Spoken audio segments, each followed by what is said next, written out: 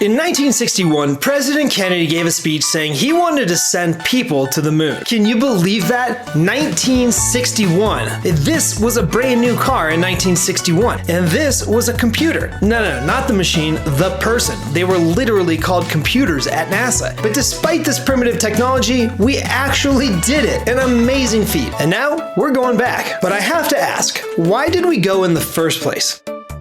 In less than 10 years, humans went from Earth to another world. 6 missions landed on the moon, 12 people walked on its surface. They brought back hundreds of kilograms of rock, clues to how the planets form and how Earth itself began.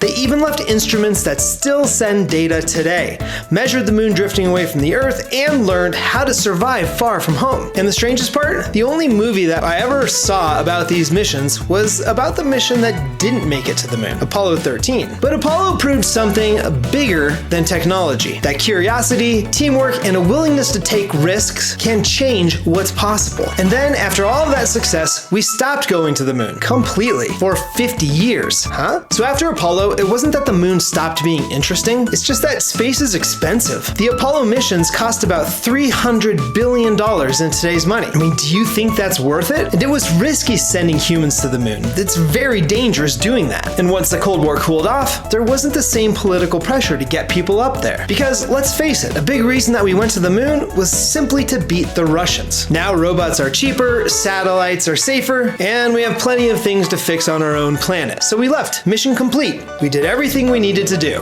right? So if we already went to the moon in the 1960s and 70s, why are we going back now? Well, this time it's not about planting a flag, it's about learning how to stay in space. The new program is called Artemis, and it's built very differently than Apollo. It started in 2022 with Artemis 1, an uncrewed mission that flew around the moon and back. No astronauts, no landing, just one question: can the spacecraft survive space? And it did. And next comes Artemis 2. This mission will send astronauts around the moon, the first humans to leave Earth's orbit in over 50 years. No landing yet. This mission's about testing humans in space again. And at the time of making this video, Artemis 2 is set to launch in a couple of weeks. Maybe. Keeps getting delayed. For the mission, the SLS rocket will carry the Orion capsule. And the Orion capsule will carry 4 astronauts who will be traveling through space for 10 days, covering 600,000 miles on a roundabout course that will go around the Earth, by the moon, and back home again. And the Orion capsule that's carrying the 4 astronauts, it's about the size of 2 minivans. That's not a lot of space for that long of a trip. So I thought I'd test out these conditions in my car with my family.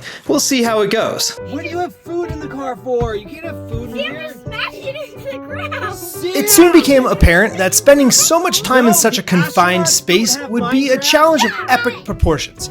I don't know how those astronauts are going to do it. Good luck, Reed, Victor, Christina, and Jeremy. And can I say props to NASA for putting the first woman and the first person of color on a mission to the moon? Up until now, it's just been white guys. Now, don't get me wrong. These guys were outstanding, accomplished, and incredibly brave individuals. But it's nice to see that we're finally utilizing the entire human talent pool. And in the near future will come even more Artemis missions with the ultimate goal of landing humans back on the surface of the moon. The plan is to land near the moon's south pole, where scientists believe water ice is hiding. Super important for reasons that will become clear in our next video. And that's the big difference. Apollo proved we could go to the moon. Artemis is about learning how to live and work there, and turning the moon into a training ground for space exploration. Because if we're ever going to do anything meaningful further than the moon, this is where it starts. And that's what's coming in our next episode. So until then, stay curious.